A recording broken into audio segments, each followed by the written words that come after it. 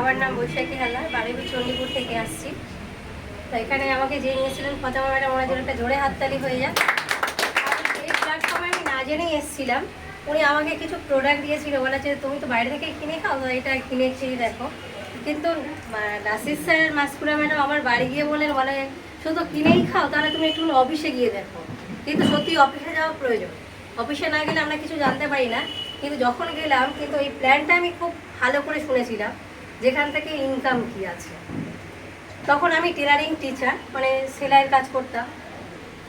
কাজ করতে করতে যখন এই প্ল্যানটা শুনলাম, আমার এখান থেকেও ইনকাম আছে, তাহলে ওখান থেকেও ইনকাম আছে, তাহলে এখান থেকে করা যেতেই পারে বলে স্যারেদের কথা। স্যাররা তখন প্রোফাইল বলেছিলেন, আর আমাদের আলমগীর স্যার প্রোডাক্ট নিয়ে বলেছিলেন, আর সুশান্ত স্যার যে নিচে ডিএলসিপির মালিক, উনি হচ্ছে প্ল্যানটা করেছিলেন।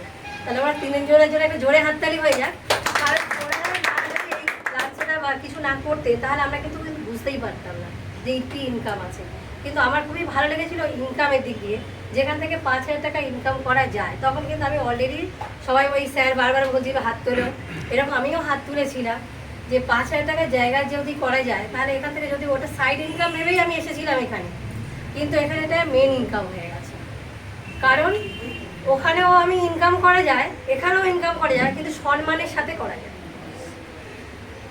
এখন আমি কি করলাম, এখান থেকে মনে নিয়েছিলাম বলে, কিন্তু সব কিছু মনে নিতে হবে, না নিলে কিন্তু ইনকাম করা যায় না।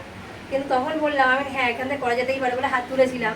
এখান থেকে দেখলাম বিদেশে যাওয়া যায়, বিদেশে অনেক মানুষকে পাইয়ে দিয়েছি, শুধু নিজে পাওয়া যায় না, অনেক মানুষকেও পাওয়ানো যায়। তাহলে এখান থেকে এটা করা যেতে পারে, তা আমি করেছিও। এবং আমার মেয়ে থাইল্যান্ড থেকে ঘুরেও এসেছে। আপনি কি গাড়ি চড়ছেন বর্তমানে? এবং আমি এখান থেকে আরেকটা জিনিস দেখেছিলাম, শুধু মানে একজনকে করলে না, 3 জনকে যখন করা যায় তখন স্টার কার ফান্ড অ্যাচিভ করা যায়। তখন আমি ভাবলাম এটা হতেই পারে। কিন্তু যখন একটা জিনিস বেশি ভালো লেগেছিল, এখান থেকে মেয়েদের কোনো বাড়ি আছে কি, হাউস ফান্ড লাস্টে স্যার বললেন, এই হাউস ফান্ড অ্যাচিভ করতে গিয়ে আমি কিন্তু কার ফান্ড অলরেডি অ্যাচিভ করে নিয়েছি, 8 লক্ষ টাকার গাড়ি চড়ছি। বাহ, জোরে হাত। স্বপ্নের বাইরে, আমি ভাবতেই পারিনি। আমি যে 14 বছর সেলাই শিখিয়েছি, কিন্তু ইনকাম করেছি, খেয়েছি, কিন্তু একটা কিছু করতে পারি। কিন্তু ভাবতেই পারিনি কোনোদিন আমি স্কুটি কিনবো। সেখান থেকে স্কুটি তো নিয়েছি, সেটা আমার ইনকাম এই করেই নিয়েছি, তো এই ভেস্টি থেকে ইনকাম করেছিলাম বলে তো নিতে পেরেছি। কিন্তু তার চেয়েও আমি 8 লক্ষ টাকা একটা গাড়ি।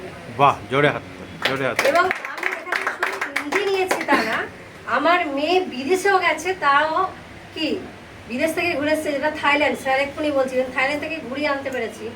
এবং এখান থেকে ও গাড়ি অ্যাচিভ করেছে। শুধু ও অ্যাচিভ করেনি, ওর তলা দিয়ে আরেকজন ডায়মন্ড ডিরেক্টর হয়ে গেছে।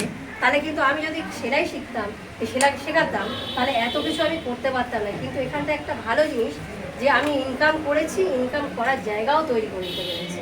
এটা হচ্ছে মেন প্ল্যাটফর্ম।